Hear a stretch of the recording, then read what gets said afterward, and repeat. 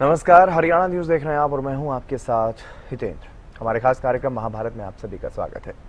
महाभारत में आज बात होगी कथित बैंक घोटालों को लेकर के, क्योंकि सीबीआई ने आईडीएफसी और एयू बैंक के धोखाधड़ी मामले की जांच के सिलसिले में चंडीगढ़, पंचकूला और दिल्ली एनसीआर क्षेत्र में 6 परिसरों पर छापामार कार्रवाई की। ये मामला हरियाणा सरकार के 8 विभागों और चंडीगढ़ नगर निगम renewable energy science and technology promotion society यानी ट्रस्ट के 2 विभागों से जुड़ा हुआ है, जिनमें 661 करोड़ रुपए के गबन और सरकारी धन की हेराफेरी का मामला सामने आया था। सीबीआई ने एक बयान में यह कहा कि अनियमितताओं और अपराध की आय प्राप्त करने के संबंध में हरियाणा कैडर के वरिष्ठ अधिकारियों और एक निजी सलाहकार फर्म और उसके निदेशक के आवासीय परिसर पर छापे मारे गए और जांच के दौरान ऐसे सबूत सामने आए हैं जिनसे यह पता चलता है कि अधिकारियों ने बैंक अधिकारियों के साथ मिली भगत की और खाते खोलने, पैसा ट्रांसफर करने और बाद में उसके गबन में सहायता की। सीबीआई ने पहले ही इस मामले में 2 विभागों के अधिकारियों की भूमिका को लेकर के पहली चार्जशीट दाखिल की है और अब जांच तेज कर दी गई है। सूत्रों के मुताबिक एक आईएएस अधिकारी को सरकारी गवाह भी बनाया जा सकता है, जो इस पूरे मामले में एक अहम कड़ी साबित हो सकता है। सूत्रों के हवाले से हालांकि जानकारी सामने आई है, लेकिन आगे इस मामले में होता क्या है ये देखना बेहद दिलचस्प रहने वाला है। अभी तक इस मामले में जिस तरह से जांच तेज नजर आ रही है, तो जल्द ही कई और अधिकारियों पर भी गाज गिरती हुई नजर आ सकती है।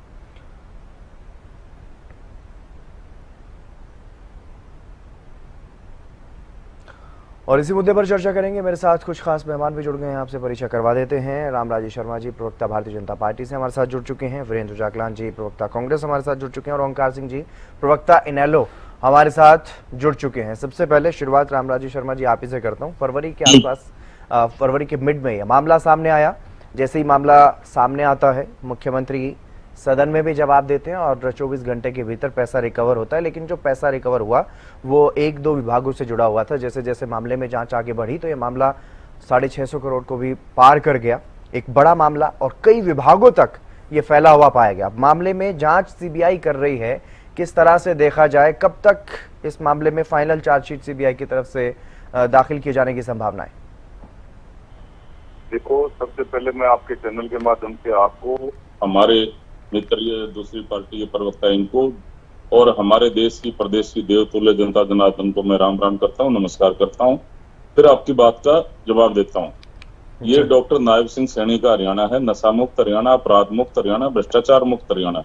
भ्रष्टाचार के मामले में 0 टॉलरेंस नीति पर हमारी सरकार चल रही है और जिस तरह से इस घटनाक्रम का, इसका घोटाले का माननीय मुख्यमंत्री जी ने पता चला, तुरंत उन्होंने सीबीआई जांच के आदेश कर दिए और देर रात माननीय पुलिस महानिदेशक महोदय जी सो गए थे क्योंकि रात काफी हो गई थी। माननीय मुख्यमंत्री जी ने उनको फोन किया, उनको जगाया और ये कहा कि ये आईडीएफसी बैंक और एयू स्मॉल फाइनेंस जो ये घोटाले में शामिल थे, इनकी सुबह कोई भी ब्रांच हमारे हरियाणा में खुलनी नहीं चाहिए। रात रात में तत्परता से कार्रवाई करते हुए, डीजीपी साहब ने इंप्लीमेंट करते हुए माननीय मुख्यमंत्री जी के आदेश को, ये सारी ब्रांचों में हमारी फोर्स लगा दी और सुबह 9:30 बजे ब्याज समेत एक पाई ब्याज समेत पैसा वसूल कर लिया। ये डॉक्टर नायब सिंह सैनी है तो मुमकिन है। और दूसरा मैं आपको बताना चाहूंगा, इसमें 6 आईएएस अफसरों के जो ठिकाने पे छापे मारे हैं, ये वरिष्ठ आईएएस अफसर हैं। सीबीआई ने जब इन परमिशन मांगी, सरकार ने 1 सेकंड नहीं लगाई, तुरंत परमिशन दे दी। अब ये जांच जारी है। अब जो इसमें, चाहे बड़ी मछली हो चाहे छोटी मछली हो, भ्रष्टाचारी चाहे कितना भी बड़ा हो, चाहे वो आईएएस हो, आईपीएस हो, नेता हो, अभिनेता हो, कोई भी हो, उसको बख्शा नहीं जाएगा क्योंकि हमारी सरकार का एजेंडा है 0 टॉलरेंस नीति। और जिस तरह से हमारी सरकार काम कर रही है, चाहे भ्रष्टाचार का मामला हो, चाहे वो लॉ एंड ऑर्डर का मामला हो, चाहे अन्य मामला हो, और ये मैं आपको बताना चाहूंगा, जिस तरह से सीबीआई ने तत्परता से कार्रवाई करी और जांच जारी है अभी, और इनके परिसरों पे छापे मारे, 6 ठिकानों पे छापे मारे, पंचकुला, अंबाला, करनाल, चंडीगढ़, सेक्टर 17, मनी माजरा, और इसमें जो प्राइवेट कंपनियां भी शामिल पाई गई हैं, कुछ सरकारी अफसर शामिल पाए गए हैं, कुछ बैंक के अधिकारी शामिल पाए गए इसमें। और जिस तरह से ये इस घटना की पुनरावृत्ति ना हो, आगे कोई इस तरह का घटना को अंजाम ना दे, इन अपराधियों को, इन भ्रष्टाचारियों को कड़ी से कड़ी सजा दिलाने का सरकार हमारी जागलान साहब, क्या वाकई जीरो टॉलरेंस की नीति का दावा जो सरकार की तरफ से किया जाता है उसी के आधार पर यह कार्रवाई होती हुई नजर आ रही है, जिस तरह से पहले एसीबी को दी गई और उसके बाद जैसे ही मामला बढ़ता दिखाई दिया और तार कहीं कहीं तक जाते हुए दिखाई दिए, शैल कंपनियों का जिक्र हुआ, इंटरस्टेट ये मामला कहीं ना कहीं नजर आया, तो उसको लेकर के सीबीआई को शुरुआती दिनों में ही मामला हैंडओवर किया गया और अब जो सामने आ रहा है उसको देखते हुए लग रहा है कि वाकई अच्छा काम हो रहा है। सबसे पहले मैं आपको और आपके सभी दर्शकों को और मेरे साथी प्रवक्ताओं को मेरी तरफ से और कांग्रेस पार्टी की तरफ से नमस्कार करता हूं। उसके बाद मैं आपको बताना चाहता हूं, आज हरियाणा प्रदेश में भ्रष्टाचार और घोटालों की सरकार है और मैं एक बात कहना चाहता हूं, सरकार की जवाबदेही बनती है कि सरकार पारदर्शिता से जांच कराए। हमें और जनता को जितेंद्र जी एक बात समझ नहीं आ रही है, हरियाणा प्रदेश में अगर कोई 1000 रुपए की रिश्वत लेता हुआ पकड़ा जाता है तो उसको हथकड़ियां लगा करके जेल के अंदर भेज दिया जाता है। आईडीएफसी और एयू बैंक के अंदर 661 करोड़ जनता के खा गए और हम जांच खेल रहे हैं। हम और जनता ये मांग करती है केंद्र सरकार से परमिशन लेकर के हरियाणा सरकार उन अधिकारियों को तुरंत टर्मिनेट करे और जेल भेजे और उसके बाद जांच कराए। जब वो अधिकारी अपनी जगह पर लगे हुए हैं या अन्य किसी जगह पर लगा दिए गए हैं तो वो तो वैसे ही काम कर रहे हैं, उनको टर्मिनेट किया जाए। सरकार का ये जो ढुलमुल रवैया है इससे भ्रष्टाचार को बढ़ावा मिलता है, इससे भ्रष्टाचार कम नहीं होता। आज तक जो घोटाले हुए, भारतीय जनता पार्टी के साथी बताए किस किस को उठाया गया, किसको जेल भेजा गया बड़ी मछलियों के अंदर। उदाहरण सेट करने का सरकार के पास एक समय है और मैं ये मांग करता हूँ मेरी तरफ से भी और जनता की तरफ से भी कि केंद्र सरकार से परमिशन लेकर के इन अधिकारियों को टर्मिनेट करके और जेल भेज दिया जाए। और उसके बाद मैं कुछ सवाल है मेरे, ये भी मैं मेरे साथी के माध्यम से और आपके माध्यम से और हरियाणा न्यूज के माध्यम से पूछना चाहता हूँ सरकार से, इतनी बड़ी राशि का लेन देन महीनों तक चलता रहा, किसी को पता नहीं चला क्यों? बैंक के अंदरूनी ऑडिट और निगरानी तंत्र ने आज तक इसको क्यों नहीं पकड़ा? सरकारी खातों के मिलान में चूक हुई तो वो कैसे हुई? इसके पीछे क्या कारण था? भविष्य में ये नहीं होगा, इसके लिए सरकार ने क्या रणनीति बनाई है? इस पर इन्होंने प्रकाश डालना चाहिए। और ये जो आज जितेंद्र जी जो मुद्दा है, ये आज किसी पार्टी का मुद्दा नहीं है, ये जनता के पैसे की सुरक्षा का मुद्दा है, ये जनता के पैसे हैं, ये जनता की सुरक्षा का मुद्दा है। इसके अंदर पारदर्शिता से जांच हो और बड़ी मछलियों को पकड़ा जाए। जो छोटे अधिकारी इसके अंदर दोषी हैं उनको तो जेल के अंदर डाला ही डाला जाए, जो बड़ी मछलियों का आशीर्वाद उनके सिर के ऊपर था उनको भी पकड़ करके अंदर डाला जाए। और आज तक ये मेरे साथी कह रहे थे कि ये अपनी सरकार की बड़ाइयां गा रहे थे, यहाँ पर आईडीएफसी एयू का घोटाला हो गया, सहकारिता विभाग में घोटाला हो गया, धान घोटाला, पेपर लीक घोटाला, अवैध माइनिंग घोटाला, सड़कों का घोटाला, शराब का घोटाला, यहाँ तो घोटालों की लाइन लगी हुई है। आज तक कोई जांच पूरी नहीं होती जितेंद्र जी, यहाँ कमेटियां बनती हैं उसके बाद जांच पूरी नहीं होती। जो पेपर लीक हुए थे आज तक उनकी जांच पूरी नहीं हुई। ये अपने आप में बड़ा सवाल रहता है कि जांच पूरी नहीं होती, लेकिन इस मामले में कहीं ना कहीं जांच आगे बढ़ती हुई दिखाई भी दे रही है, कार्रवाई होती हुई दिखाई भी दे रही है। ओंकार जी, किस तरह से आपको लग रहा है किस दिशा में ये जांच जा रही है और जिस तरह से अधिकारियों के ठिकानों पर छापे पड़ रहे हैं, चाहे सरकार की तरफ से अधिकारियों के खिलाफ कार्रवाई करने को लेकर के परमिशन देने की बात हो, लगातार इस मामले में कार्रवाई कहीं ना कहीं देखने को मिल रही है, क्या ये नजीर बन सकता है मामला? नजीर तो नहीं बन पाएगा क्योंकि सरकार की नीयत ठीक नहीं, लेकिन फिर भी मैं कहता हूँ अधिकारी चाहे छोटा हो चाहे बड़ा हो, अगर वो दोषी है तो उसको गिरफ्तार होना चाहिए, सुरक्षा के पीछे जाना चाहिए, इसमें कोई दो राय नहीं। मेरे भाई रामराज जी शर्मा जी हर बार विदेश से मुख्यमंत्री और प्रधानमंत्री के कसीदे पढ़ने लग जाते, अपने तो कान भी पक गए इनकी बातें सुनते। मैं कहता हूँ आप वास्तविकता पर आइए। आज घोटाला हुआ 661 करोड़ रुपए थोड़े नहीं होते। और जितेंद्र जी इन्होंने बोला कि रात को मुख्यमंत्री मोदी ने आदेश दिए, सवेरे पैसे रिकवर हो गए, क्या पैसे रिकवर होने से घोटाला खत्म हो गए? नहीं, अपराध खत्म नहीं होता, बल्कि रिकवरी होने के बाद अपराध जो है साक्षात कंप्लीट हो जाता है, पक्का हो जाता है। और देखिए 661 करोड़ की बात है, सरकार का धन प्राइवेट बैंकों में रखने से आपको भी शायद पता होगा जितेंद्र जी, प्राइवेट बैंक तो एफडी देने की कमीशन भी देते हैं। खाता लेके आने की भी कमीशन देते हैं। निजी बैंकों में बकायदा DSA जो एजेंट होते हैं वो जितने खाते लेके आते हैं उनको कमीशन दी जाती है। तो इस विषय पर भी जांच होनी बहुत जरूरी है कि जिन सरकारी अधिकारियों ने खाते इस बैंक में खोले उनको कितनी कमीशन और कैसे मिली, ये बहुत बड़ी बात है। क्योंकि निजी बैंक कमीशन देते हैं, आप भी देख लेना। आप किसी निजी बैंक के पास चले जाओ, कोई भी मेरे पास 25 करोड़ की अवधि है, वो बता देंगे आपको 0.5%, 0.75% कमीशन मिलेगी। ये सच्चाई है। और एक बात और मैं कहना चाहता हूँ, जो इतनी जल्दी रिकवरी होगी इसके पीछे भी कोई ना कोई राज है। इसका मतलब कोई ऐसी बड़ी मछली फंस गई जिसकी वजह से रिकवरी रातों रात करानी पड़ गई। क्योंकि अगर बड़ी मछली ना फंसती, कोई कर्मचारी या छोटे कर्मचारी C ग्रेड के D ग्रेड के होते तो मेरे को लगता नहीं कि इतनी जल्दी रिकवरी हो पाएगी। ये रिकवरी हुई है, ये भी जांच का विषय है कि इतनी जल्दी रिकवरी होने के पीछे कहीं कोई बड़ी मछली का हाथ है। और मैं तुम्हें स्पष्ट बता रहा हूँ, इसके पीछे मंत्रियों का हाथ भी जरूर होगा, छोटा मामला नहीं है। और रामराजी शर्मा जी तो मानते ही नहीं कि उनके राज में कभी घोटाले हुए नहीं।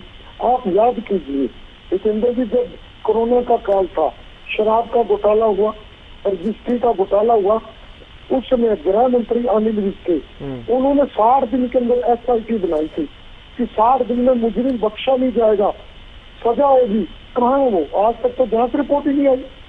कौन से घोटाले की आज तक जांच रिपोर्ट आई? जितेंद्र जी सैकड़ों घोटाले हुए, ये तो मानते ही नहीं। फरीदाबाद का घोटाला भी हुआ, चावल घोटाला, धान घोटाला, रजिस्ट्री घोटाला, शराब घोटाला, कितने ही घोटाले हुए। किसी एक घोटाले की, पेपर लीक घोटाला, किसी एक घोटाले की आज तक कोई रिपोर्ट आई हो? अगर आई होगी तो सरकार उसके ऊपर कुंडली मार के बैठती होगी नाक की तरफ। आप अगर आई है तो जनता को सार्वजनिक करो। आज जनता देख रही है। अगर आप नजीर बनाना चाहते हो, नजीर पेश करना चाहते हो तो सार्वजनिक कीजिए रिपोर्टें, ताकि जनता को पता लगे कि जनता के साथ अन्याय नहीं हो रहा। आज ये भ्रष्टाचार जीरो टॉलरेंस की बात करते हैं जितेंद्र जी। जीरो टॉलरेंस का नमूना देखना हो, किसी तहसील में चले जाओ, किसी नगर निकाय विभाग में चले जाओ, और छोड़िए बिजली बोर्ड में चले जाओ कोई काम करवाने के लिए, आपको जीरो टॉलरेंस की नंगी तस्वीर नजर आएगी, सारी पोल खुल जाएगी। ठीक है। रामराजी शर्मा जी, सवाल बार बार उठते रहे हैं जब भी कोई भी इस तरह की गड़बड़ी सामने आई, इस तरह के कथित घोटालों की बात सामने आई, जिस तरह से ओंकार जी भी बता रहे हैं, शराब घोटाला, रजिस्ट्री घोटाला, धान घोटाला, इस तरह की कई चीजें बीच बीच में सामने आती रही, लेकिन कोई त्वरित कार्रवाई ज्यादा दिखाई नहीं दी। इस मामले में त्वरित कार्रवाई भी हो रही है। जो बड़े IAS अधिकारी हैं उन पर गाज भी गिरती हुई नजर आ रही है, उनके ठिकानों पर छापेमारी भी होती हुई नजर आ रही है। 2 IAS अधिकारी सस्पेंड भी हो चुके हैं। लेकिन क्या ये फैसला नज़ीर बनता हुआ नजर आएगा? क्या इस मामले में कोई बड़ा फैसला होता हुआ नजर आएगा, या फिर सरकार की नीयत ठीक नहीं है, जिस तरह का आरोप ओंकार जी ने लगाया कि कहीं ना कहीं कुछ हेराफेरी अभी भी चल रही?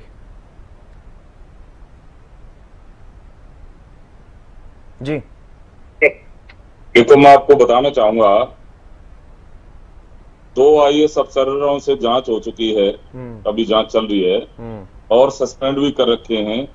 और जो CBI ने परमिशन मांगी थी और IAS अफसरों के बारे में, तो वो भी माननीय मुख्यमंत्री जी ने, हमारी सरकार ने उनकी भी परमिशन दे दी है।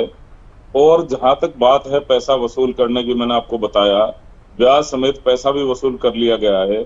इस घटना की पुनरावृत्ति ना हो और षड्यंत्रकारी, भ्रष्टाचारी कितना भी बड़ा क्यों ना हो, उसको कड़ी से कड़ी सजा दिलवाने का काम हमारी सरकार कर रही है। घटना की गंभीरता को देखते हुए माननीय मुख्यमंत्री जी ने तुरंत CBI जांच के आदेश कर दिए थे। और मैं आपको बताना चाहूंगा, जिस तरह से हमारी सरकार जीरो टॉलरेंस की नीति पे काम कर रही है, ये इसका जीता जागता उदाहरण है। बस तुरंत पैसा वसूल कर लिया। लेकिन रामराजी शर्मा जी, बड़ा सवाल तो ये भी है ना कि प्राइवेट बैंक में खाते खुले, इतना धन चला गया और वो ट्रांसफर भी होते रहे, शेल कंपनियों में, फर्जी कंपनियों में के थ्रू उनको निकाला गया, तो वो बड़ा सवाल तो उसको लेकर के भी अभी तक सरकार ने क्या कदम उठाए हैं ताकि इस तरह की चीजें फिर ना हो, ऐसे ब्रीचेस फिर ना हो? मैं आपको बताना चाहूंगा, प्राइवेट बैंकों में ऐसा नहीं है भाई हमारी सरकार में खाते खुले, ये पहले से खुलते आए। बैंकों में खाता खोलना गलत नहीं है सर, गलत है जो हुआ है, जो शेल कंपनियां, फर्जी कंपनियों में ट्रांजैक्शन हुई है, जिस तरह से गबन किया गया पैसे का, गलत तो वो है ना। वो पकड़ा किसने? हमारी सरकार ने तो पकड़ा है। ऑडिट रिपोर्ट में वो आया, सरकार ने पकड़ा और सरकार ने पैसा वसूल कर लिया। और ये उनके कर्मचारी हैं, हमारे जो इसमें जो आईएएस अधिकारी इन्वॉल्व थे वो अरेस्ट भी हो चुके हैं। और इसमें मैं आपको बताना चाहूंगा, जिस तरह से तुरंत माननीय मुख्यमंत्री जी ने संज्ञान लिया, तो ये भी तो जीरो टॉलरेंस की नीति है हमारी। ठीक है। अगर मान लो मामले में ढिलाई होती फिर तो ये आरोप लगा सकते थे। मामले में तो ढील बरती है नहीं। जागलान साहब, मामले में सरकार अलर्ट है, कोई ढिलाई नहीं है। अगर कोई भी इस तरह का मामला सामने आ रहा है तो सख्त कार्रवाई कर रही है। कहाँ कर रही है जी कार्रवाई? आप don't delay. Jitendra ji, Bharatiya Janata party की सरकार लगभग 11 साल से प्रदेश के अंदर है। ये रामराज जी शर्मा जी बताएं, आज तक कौन सी जांच पूरी हुई? कितने आदमियों को जेल के अंदर दिया गया? वो जांचें पूरी नहीं हुई तो किस कारण से जांचें पूरी नहीं हुई? शराब घोटाले की जांच पूरी क्यों नहीं हुई? धान घोटाले की जांच पूरी क्यों नहीं हुई? पेपर लीक घोटाले की जांच पूरी क्यों नहीं हुई? ये कोई भी जांच पूरी नहीं करते, ये उसको लटकाते हैं। लटकाने का क्या काम है? और अब ये बात कर रहे हैं कि भाई हमने रेड डाली है, आईएएस के नाम उजागर करो। अरे हम बताओ आईएएस इसके अंदर दोषी हैं और इनके नाम जनता के सामने आने चाहिए। केंद्र सरकार को परमिशन के लिए लेटर भेजें, इनको टर्मिनेट किया जाए और इनको टर्मिनेट करके हरियाणा सरकार जेल के अंदर देगी और हम कार्रवाई करें। जब एक आम कर्मचारी के साथ एक कानून बना हुआ है कि अगर वो रिश्वत लेता, चाहे वो 100 रुपए की रिश्वत ले, चाहे वो कितने रुपए की रिश्वत ले, उसको तुरंत पकड़ा जाता है। उसके बाद उसको जेल के अंदर दिया जाता है। जेल के अंदर देने के बाद कोर्ट के अंदर उसका केस चलता है। वहां पर वो दोषी है या निर्दोष है, उसकी जांच और अभी तो जांच ही चल रही है ना। अभी तो एक चार्जशीट दाखिल हुई है, फाइनल चार्जशीट में अभी तो समय लगेगा। ओंकार जी, फाइनल कमेंट सर। ओंकार जी, ठीक है। रामराज जी शर्मा जी, ठीक है सर। ओंकार जी, आखिरी कमेंट सर, जल्दी से। जितेंद्र जी, हम भी चाहते हैं कि सरकार नजीर पेश करे जी, दोषियों को जेल में भेजे। लेकिन बहुत अफसोस की बात है, रामराज जी शर्मा जी कह रहे थे कि घोटाला हमने पकड़ा। इस सरकार में कौन है? सत्ता में कौन है? जो सत्ता में बैठा वही तो काम करेगा। विपक्ष में बैठे हम तो पकड़ नहीं सकते, सत्ता वाले पकड़ेंगे। दूसरा ये कहते हैं कि हमने काम किया, हमने कार्रवाई करी, बहुत बड़ा एहसान किया। आप सत्ता में हो, आपका कर्तव्य है। अगर गलत काम होना तो हो रहा तो उसको रोकना। आज प्रत्येक विभाग में भ्रष्टाचार के ये में लगे हुए हैं, जिस मर्जी विभाग में चले जाइए भ्रष्टाचार ही भ्रष्टाचार है। और सरकार अच्छी है, इसको बता के थक गए। मैं चैलेंज करता हूँ रामराज जी शर्मा को, आप आ जाइए मेरे पास अम्बाला। ठीक है सर, चलिए बहुत शुक्रिया ओंकार जी, वीरेंद्र जागलान जी, रामराज जी शर्मा जी मेरे साथ इस चर्चा में जुड़ने के लिए। तो आईडीएफसी मामले में, आईडीएफसी और एयू बैंक मामले में जो कथित घोटाले का मामला सामने आया, उसमें सीबीआई की जांच लगातार चल रही है। और अब यहाँ सिर्फ छोटी मछली नहीं बल्कि बड़ी मछलियों पर, यानी कि वरिष्ठ अधिकारियों तक भी आंच पहुंचती हुई नजर आ रही है। हालांकि अब देखना होगा कि सीबीआई की इस जांच में फाइनल नतीजा कब तक सामने आता है और क्या कुछ कार्रवाई होती हुई नजर आएगी। फिलहाल इस चर्चा में बस इतना ही। नमस्कार।